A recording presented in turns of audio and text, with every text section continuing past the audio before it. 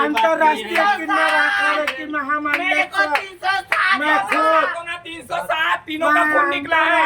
307 होना। मैं अंतरराष्ट्रीय किन्नर अखाड़े की महामंडल जब तक इनको कोई अच्छा मैं यही रास्ते लेके भागूंगी।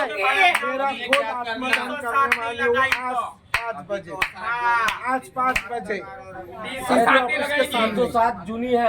कॉलनीत मागायला गेले होते, जात असताना तिथनं ममता, प्रिया, राशी यांचा ऑटो गेला आणि हे माझ्या किन्नरांना शिव्या देत होते। मग ते विचारासाठी गेली, तू कशाबद्दल शिव्या देते? मग त्यांना काहीतरी राडा घालायचा होता। मग त्यांनी राडा घालून डायरेक्ट तलवारीनं माझ्या 3 चेल्यांना वार केला। एक माझ्या बहिणीला किंजल पाटील, एक माझ्या चेल्याला रितू सरकटे, दुसरा मधुला। तिघांनाही एवढे जखमी आहे की आतापर्यंत पोलीस प्रशासन काहीच करत नाही। याच्या आधीही माझ्याकडे दिनदहाडे खुलेआम तलवार घेऊन आले। आता काय पोलीस प्रशासन आमच्या मर्डराची वाट पाहत आहे?